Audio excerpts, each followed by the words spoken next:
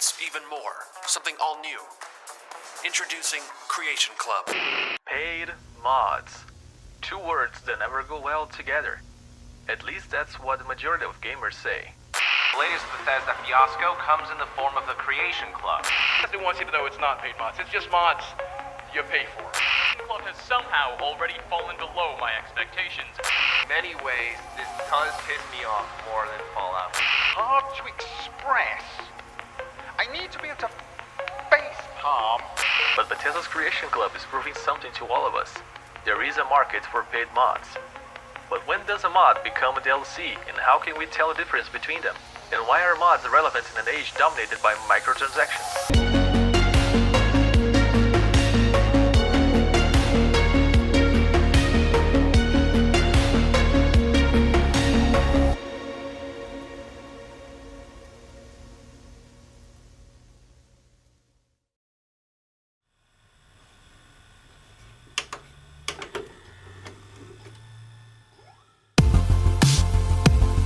Modding has been around pretty much since the dawn of 5th generation of gaming, with games like Doom and later Duke Nukem 3D embracing mods as a whole. I remember playing GTA San Andreas and spending hours on end scrolling through pages and pages of dedicated websites, browsing for the coolest mods that I could find. Till this day, GTA San Andreas remains one of the most modded games of all time, and it's still being played by a lot of fans, unforgotten even to this day. We all know the story of Team Fortress. Born as a mod for Quake, it later became one of the most popular games of its time, and it's still being played by thousands. But did you know that a bunch of other well-known games out there were also born as mods? Counter-Strike was a mod for Half-Life, Dota 2 for Warcraft 3, Killing Floor for Unreal Tournament 4, The Stanley Parable for Half-Life 2, Garry's Mod was a mod for the Source engine. PlayerUnknown's Battlegrounds, aka PUBG, was a mod for DayZ and was called DayZ Battle Royale, which was a mod for Arma 2, and they were all free. To me, the most important one among all of these mods that turned into games is PUBG. The story of PUBG is wild, but I'm not gonna talk about that in this video. What I'm going to talk about is what this game did all by itself, created a new genre known as Battle Royale. Battle Royale today is pretty much everywhere. Every single game wants its own version of Battle Royale. It all started with PUBG, even though it's not the biggest. That title belongs to... Fort Fight? You mean Fortnite? Pretty sure it's Fort Fight.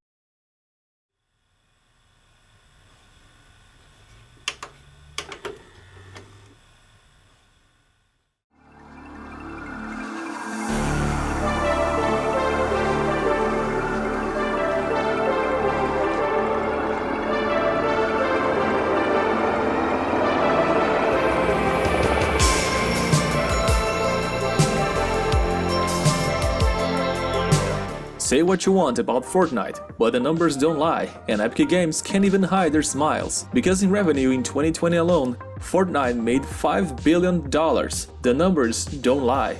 In just 4 years, Fortnite's player base went from 20 million to 350 million users. And all that began with a mod for DayZ. But times change, and will keep changing. Modding used to be something that the user did for himself and decided to share with the world. Now it can be commissioned. Pretty much every game have its own modding community. Some are more open to newcomers and different perspectives, others not so much. Over the years, I've seen people bash modders that are open for commissions. The same happened to modders that were trying to make a living off of their talents. I have also seen many users leak mods that they paid for or even resell them. Times have changed, and modding changed too. But that's not a bad thing. Modding opens doors that allow amazing developers and artists to show off their talents and expertise, or get some money doing what they love. And that's not wrong at all.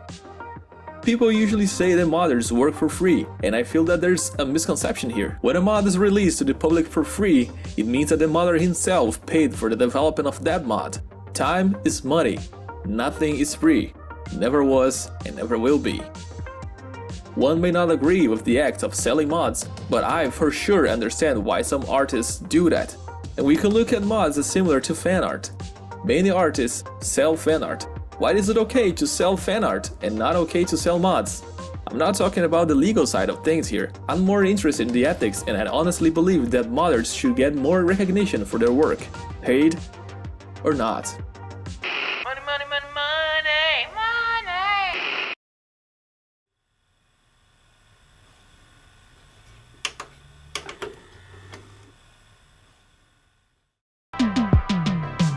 But I'm just a fan of mods, a user, not a creator myself. So we should hear from the source. What do modders think of all of this? Let's see what they have to say. This modder asked to remain anonymous. Could you please introduce yourself? I'm a modder who modded several games over the years. For how long you've been modding games? I'm modding games over 10 years ago, but last 3 years I'm modding daily as my job. What made you get into modding, and how easy, hard it was for you to get into it? My first mods was just texture editing. I modded first Sims 3, and I modded for a few years. I was modding for fun, I had no profit. Then I modded some Resident Evil games for fun. Now it became a job for me. Does it require a lot of knowledge? It really depends what game you mod and what mod you are making. Some mods will need lots of skills and knowledge. What's the average amount of time it takes to make a mod like yours? Again, it really depends what game I mod and what mods I'm making. Some mods can take few hours, but other mods take me almost weeks to finish. What's the best experience when it comes to modding? And what's the worst?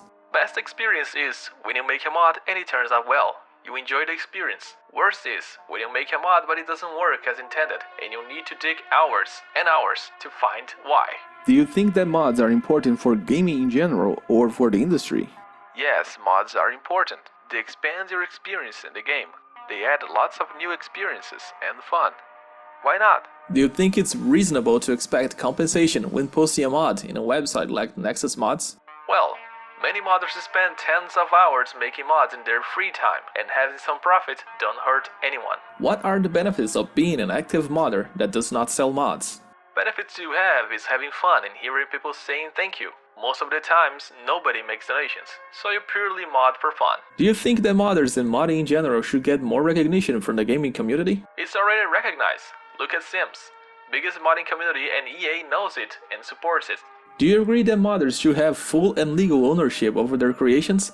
If not, should the mods belong to the owner of the IP in use, or it should have no owner? That's a complicated question. Modding is legal as fan art is, so it's a gray area. Technically, all the fan art is illegal, but companies know it got them more clients, so they allow fan art / mods being sold as long as it doesn't directly competitive their own products. Companies like Bethesda are known to sell mods, and even though the backlash is pretty severe, they continue to do so. What do you think about companies selling mods created by people hired by them? That's funny because it's exact same than selling DLC. It's just called mod for marketing purposes. Well, every game have DLC, so some games have hundreds of them. Look at online games. What's the main difference between a paid mod and a DLC when both are being sold by a company? Nothing. Companies might have hired non-modders and do the same anyway.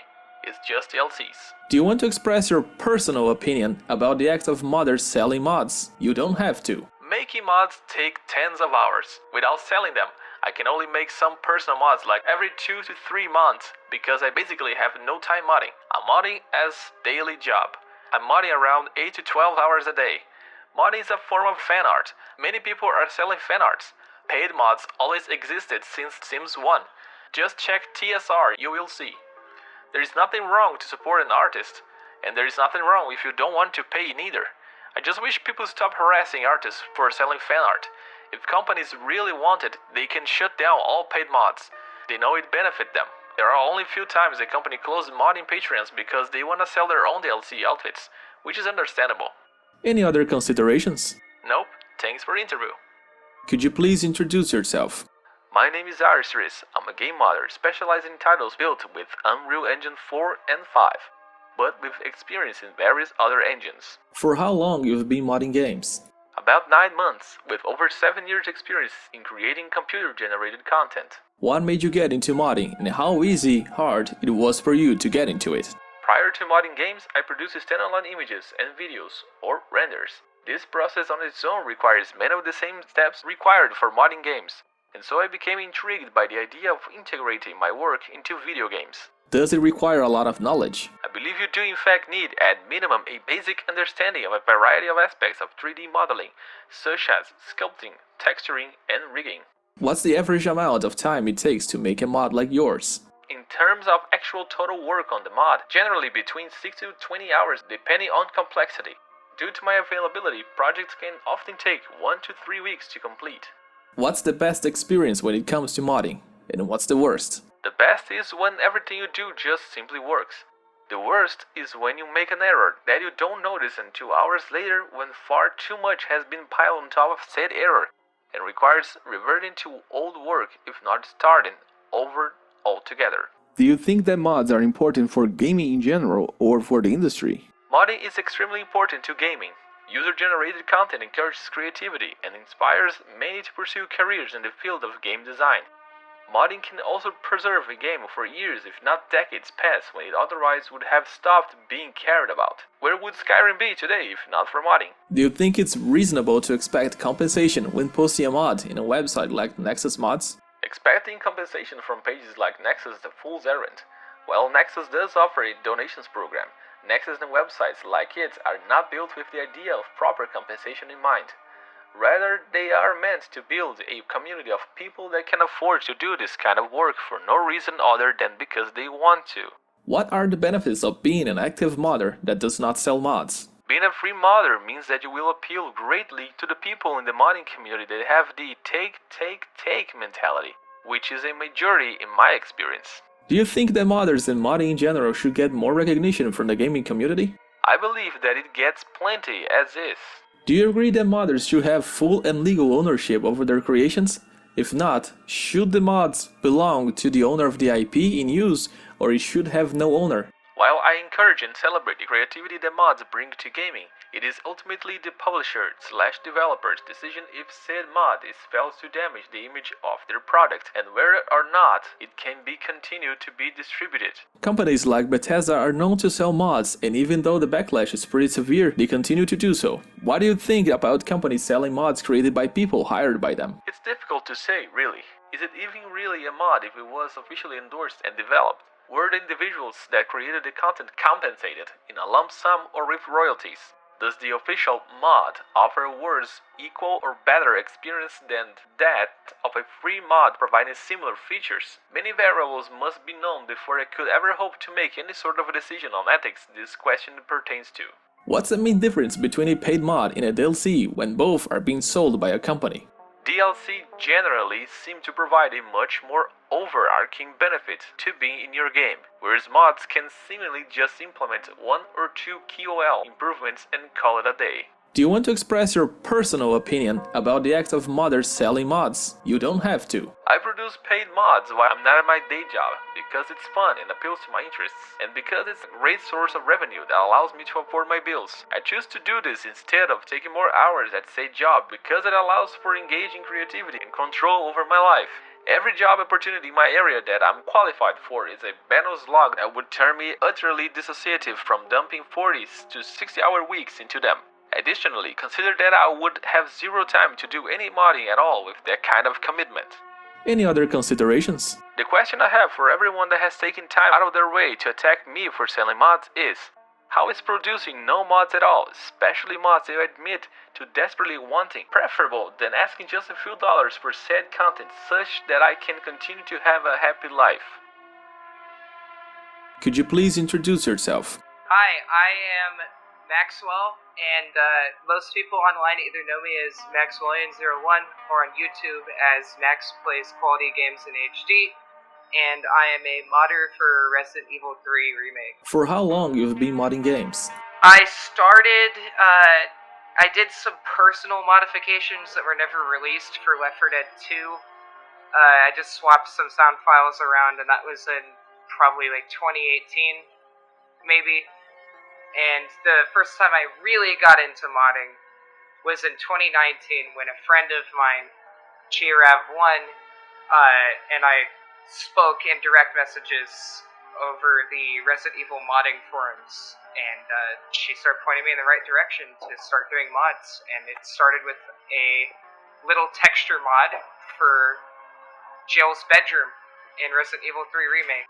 What made you get into modding, and how easy, hard it was for you to get into it? So, what really kind of pushed me forward was that it's all about the time period and setting of Resident Evil 3 is 1998.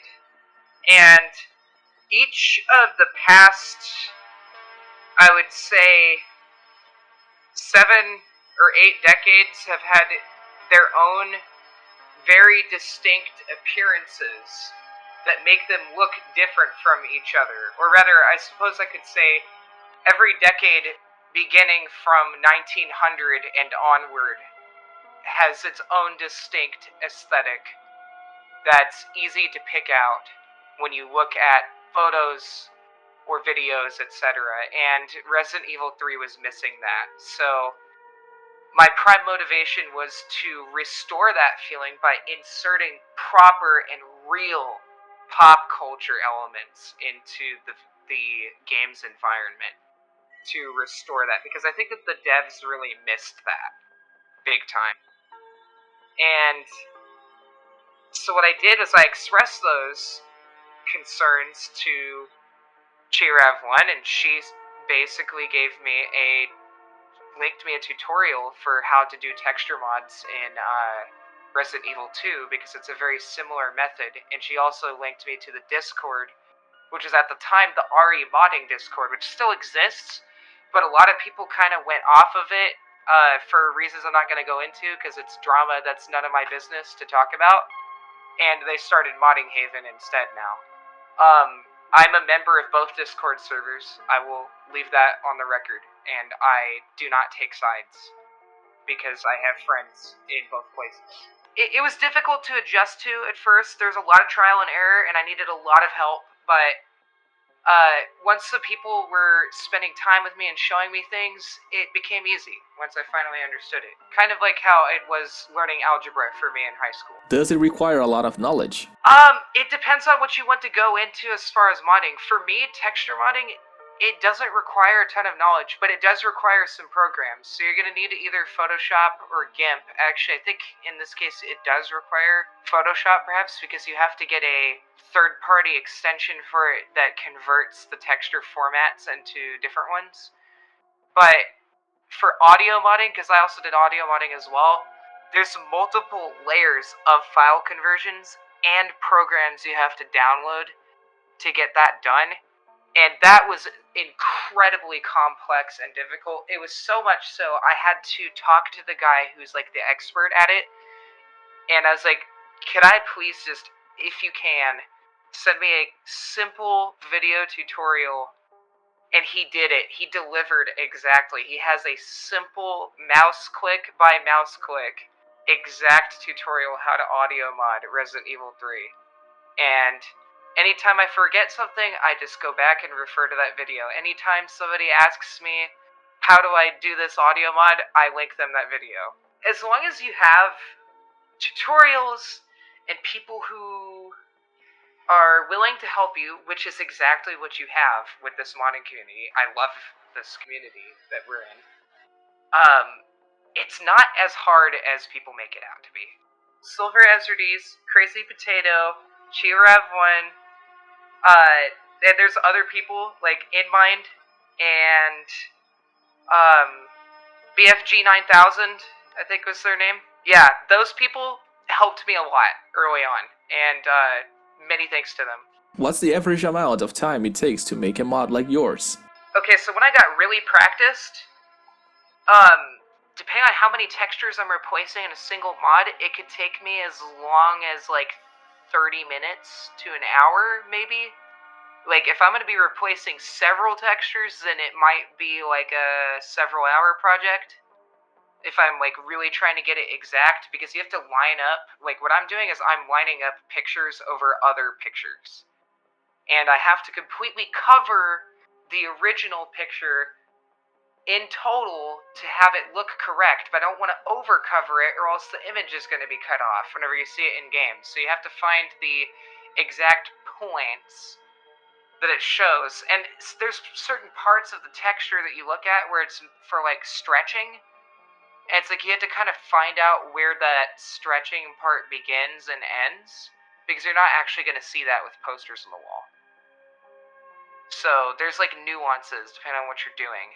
And with audio mods take a lot longer because you have to do trial and error, because especially with guns, because the way the audio files are structured is they're not named normally. It's just numbers, and they're not in any particular order either.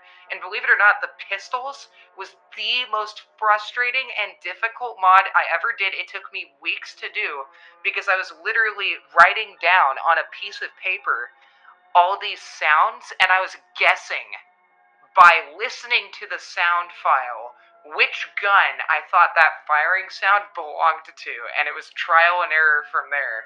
So I would replace the sound, listen to what it sounded like in game. It's like, well, that didn't work, because sometimes it straight up just turns into an empty blank sound if you do it wrong, or it might be the completely wrong gun in general, and it's like, this is so dumb. And that's why there's two versions of my pistol mod, because I released one of them because I was just kind of frustrated. It's like, I'm going to release what I have done so far, but I'm going to come back and do this fully, like, properly later, because the Infinite Pistol sound mod, like, was not exactly what I wanted it to be, but I went back and I fixed it later, and so now I have the current version that's out now, and it's a lot better. So, audio mods, depending on what it is, it can take you a long time. What's the best experience when it comes to modding? And what's the worst? Okay, the best experience when it comes to modding is when everything works, you upload it, and then you see your mod on Hot Mods on Nexus. That's the best modding experience right there. If your mod makes it to Hot Mods, that means people like it, and that means people are enjoying it, and that means you did good work. And as someone who's had multiple mods on Hot Mods at the same time, I can tell you that's definitely the best feeling, for sure. Now, admittedly, RE3's modding community at the time was kind of slowed down. There wasn't a lot of stuff being released at the moment, and I was like the only person who was consistently uploading during like those weeks. And I've taken a long break, I'll admit, and I need to get back to it. I need to start getting back to the texture mods, because I'm not finished. It's just that I had a lot go on with my life. Like, I mean, I recently moved out of my parents' house, and I'm living on my own now, and that comes with its own adjustment time and challenges, and there's a lot of work that I have to do. And I don't want to release subpar quality content. I want to get to a point where it's like, okay, I have enough free time, I can sit down, and I can really dedicate my full attention to whatever project that I'm working on, because I want it to be good. Okay, worst experience. By far, that was when I had finished doing the audio mod for the pistols, and like it just wasn't working straight up. It was just completely broken. And I'm like trying to figure out what's wrong with it. It's like, why is this happening? Why are all the guns not making any noise at all? And I was so angry, like that I had just had to take a break, or else I was gonna get so mad about it that I was gonna like, I don't know, bust a vein or something. I was super angry. Do you think that mods are important for gaming in general or for the industry? Okay, so I believe modding is actually completely essential to keeping any game alive for any length of time. Let me just pull out a random example. Oni, made by Bungie in the year 2001, in January. Most people don't know that game exists. The PC version of it would not work today without its modding community.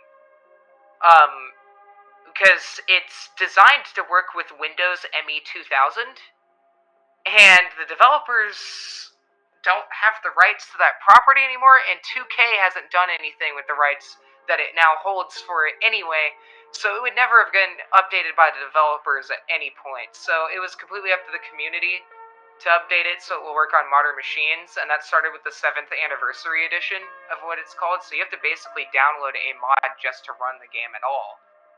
And another prime example that we all know of is Bethesda games have the unofficial patches. And, like, because basically Bethesda doesn't really completely ever fix their games, the community ends up doing it anyway. So the unofficial patch for Fallout 4 or for Skyrim or for Oblivion is pretty much essential. I think that modding is good for not just the consumer, it's also good for the companies that own these titles, because I can tell you right now, there's a lot of games I wouldn't have bothered buying off of Steam if I didn't know about the insane mods that they had behind them, in addition to the other content that they have. Like, I know, for example, that Deus Ex from 2000, you could buy that on Steam, and you can also install mods for it that improve the graphics significantly. And like that was like, oh, I kind of want to experiment and see that. I think that would be fun to see what the community did with it and compare the graphics and whatnot. Like, I love doing that with older games. And if there was nobody doing that, then there'd be a lot less people buying it, because I know there's other people who are like me that like to do that. Do you think it's reasonable to expect compensation when posting a mod in a website like Nexus Mods? I think if people want to donate to the modder willingly, there's nothing wrong with that. I mean, if you want to show your appreciation to a modder, that's fine. I don't think there's anything wrong with that. I don't think there's anything wrong with the modder accepting it either, because as we talked about before the interview, those like elderly ladies that wanted to give me tips and whatnot for delivering their groceries and stuff, even though technically I wasn't supposed to accept tips, you know, it's rude not to accept the gift, so I ended up doing it anyway. And I see it as the same thing. Except Nexus on its own also has the donation point system, which I have taken advantage of, and I bought myself GTA 4 and episodes from Liberty City using donation points. I just got a key for it for 10,000 points, and 10,000 points is equal to $10.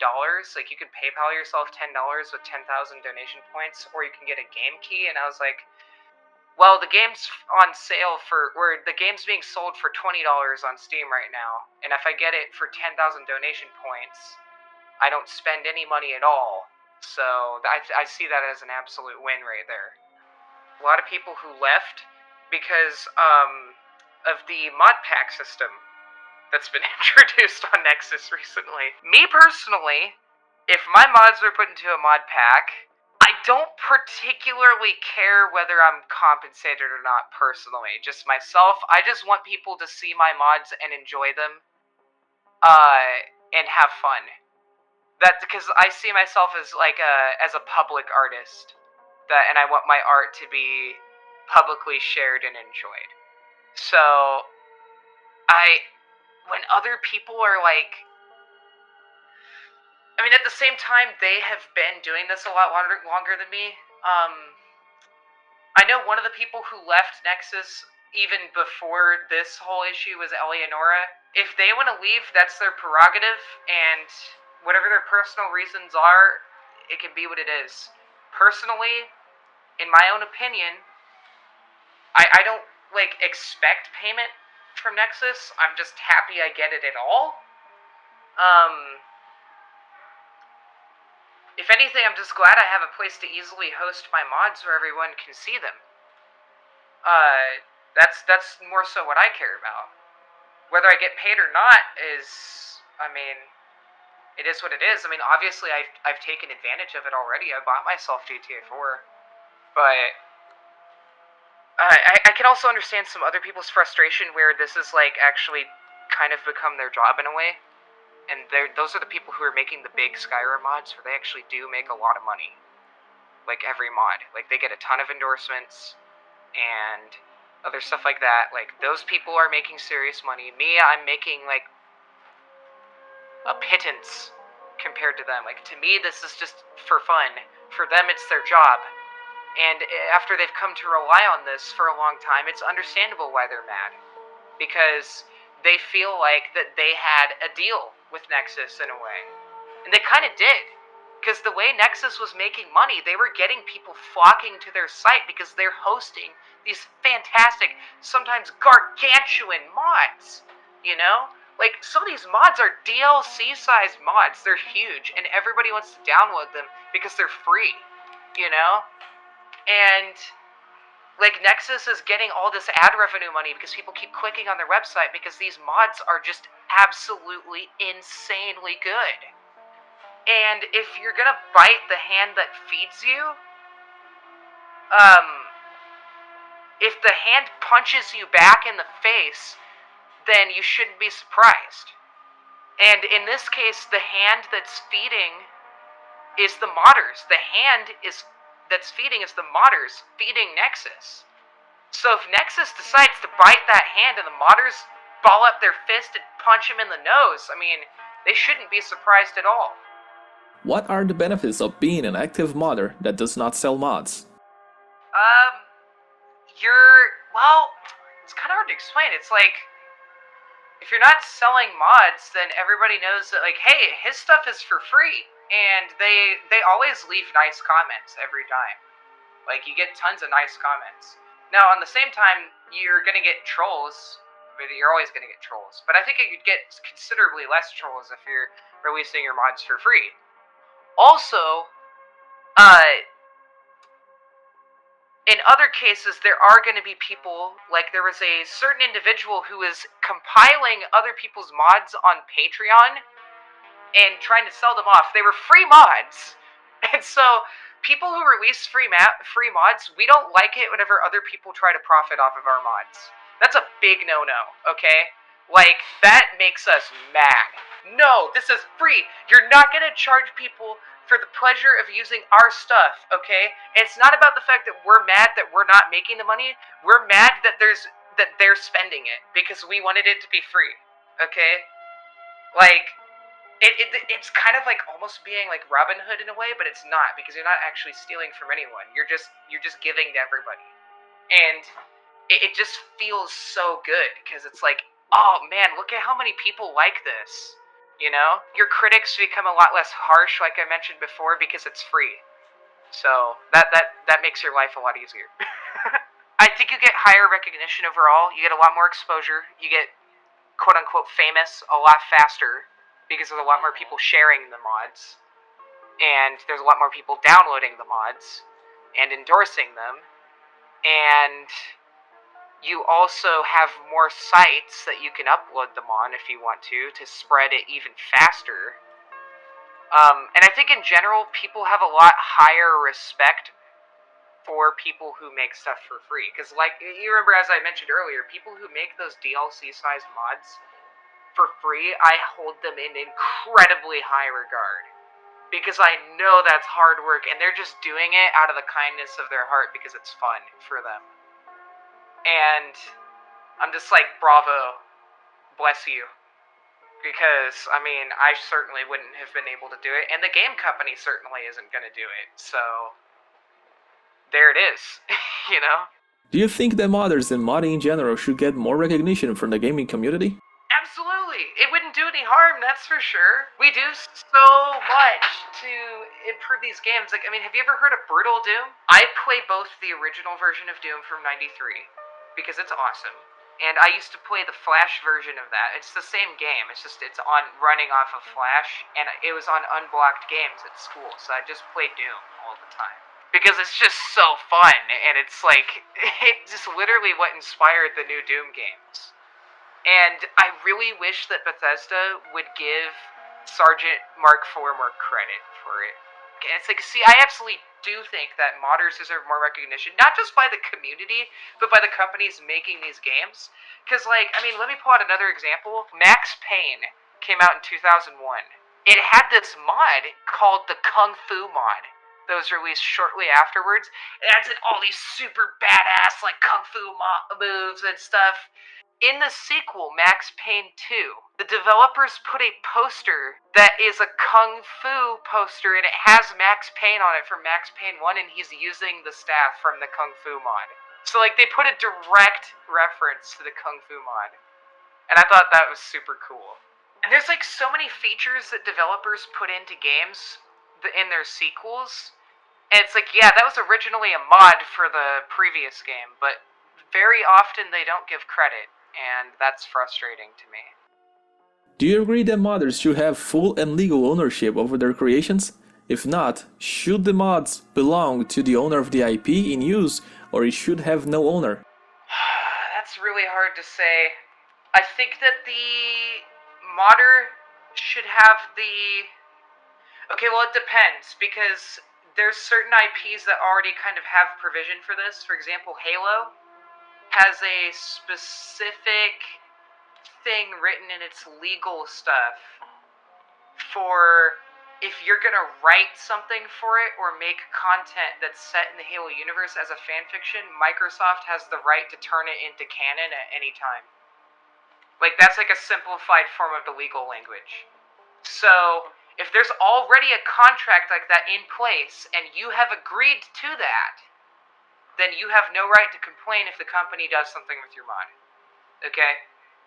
So, that's something that I will willingly concede. But if there is no contract like that in place, and especially if there's been already established things prior where the company is, like, totally cool with you modding their game and whatnot, then I say that the mod belongs to the mod creator. 100%.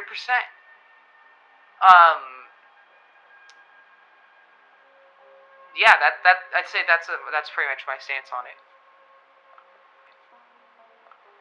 Like, for example, if somebody makes a Halo mod and uploads a Halo mod to another game that's not Halo, technically, yeah, I guess that's within the company's right to tell them to take it down. Now, does that make them look good? Absolutely not. I think it's a poor business decision to do that because it makes them look like an asshole. But, I mean, it is what it is. Companies like Bethesda are known to sell mods, and even though the backlash is pretty severe, they continue to do so. What do you think about companies selling mods created by people hired by them? Well, see, the thing is, the company isn't really even looking at the Creation Club as mods. They're looking at as they're contracting independent. They're contracting freelancers to essentially make miniature DLC. That's actually what's going on. It's not really paid mods. That's the way that I see it. Let's take, for example, the Hellfire Power Armor. There's the Creation Club version versus the free version that's made by Unoctium. In pretty much everyone's opinion, the free version is better because it comes with more features. So, I mean, why are people even mad about it? Just, if you don't like the DLC, don't buy it. Do you want to express your personal opinion about the act of modders selling mods? You don't have to. Oh, I would love to express my opinion on that. First, I will make a disclaimer here. I do not claim that my opinions originate in a mind of greatness, okay? And I'm certainly not an expert at modding. At least I wouldn't call myself one. I have limited experience and I have specializations in particular parts of modding for a particular game. Okay? So, that being said, I'm going to state my opinion, and I'm not going to name any names of people, because it's not my place. Because most of the people who are doing this have been modding a lot longer than me, and I'm sure they have their own personal reasons for doing what they do.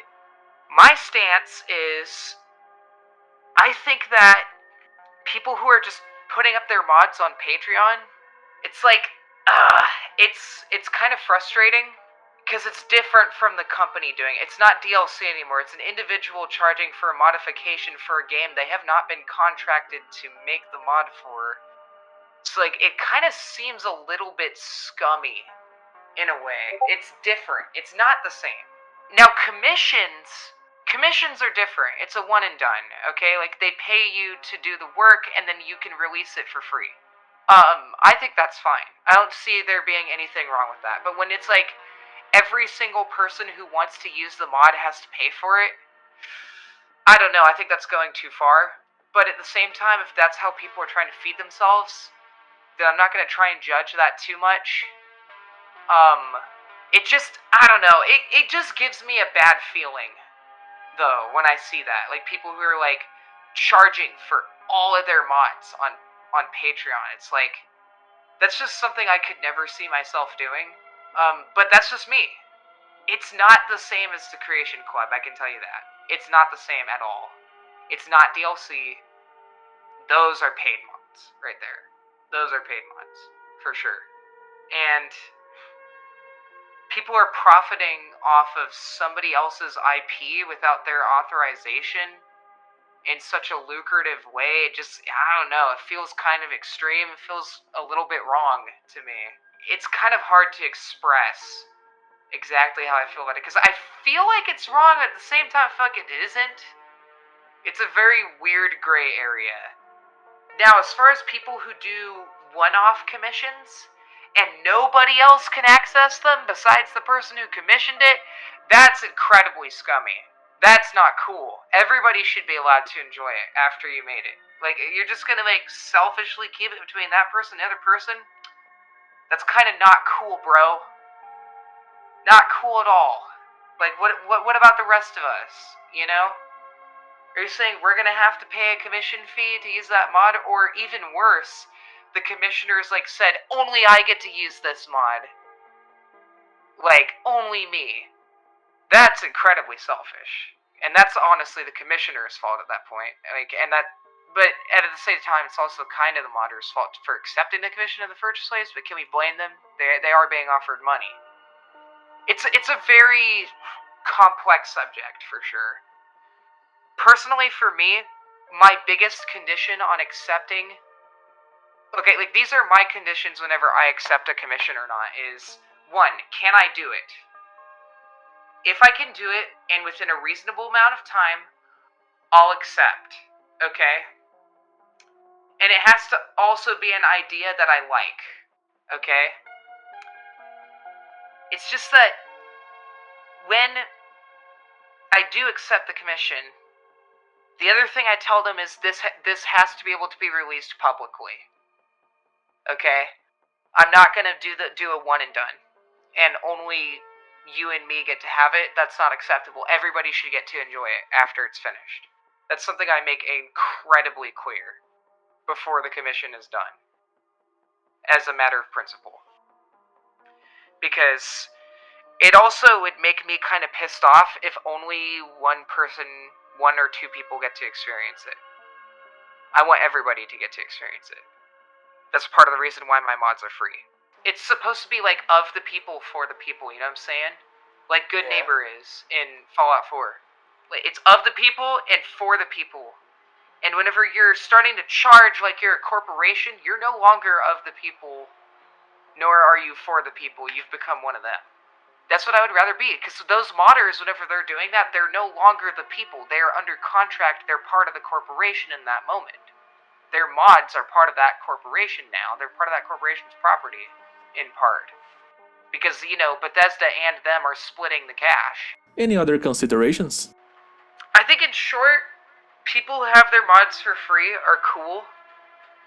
They're way cooler than the people who charge for every use of their mod. That's just my stance on it. If your mods are free, you're awesome. If your mods are not free, you're less awesome. I think that would be the summary of this video. That's how I feel about it. Because it's like, I will always have more respect for somebody who releases their mods for free, because that's what I do. And at the same time, I will not fault you for taking a commission that somebody else is giving you. Like, you didn't even ask for the commission. If they're offering it to you and you take it, there's no shame in that. Okay? And you're allowed to feel proud of that. Just please release it to everybody. And then, as far as Creation Club goes, that's DLC, not mods. That's freelance DLC. It's not mods. Okay, let's not kid ourselves here. And if you don't like it, don't buy it. That's my opinion, summarized. It was really cool meeting you, Vidzet. It was awesome talking with you, and it was crazy to see my mods in your video, and I'm so glad that you reached out to me. So, is there a problem in selling mods? Should you care after all? I think you should actually care about mods, and I think we all should respect the artists that sell them by not reselling their work. That's the key word, right? Work. According to the creators that chose to speak about this topic, it takes a lot of work, time, and knowledge to develop any mod with a little bit of substance. Laws can change with time to fit the wills of the society that created them. Never forget that copyright laws changed and mutated into something completely unrecognizable to serve the wills and needs of the current society. Be the change you want to see, and thank you for watching.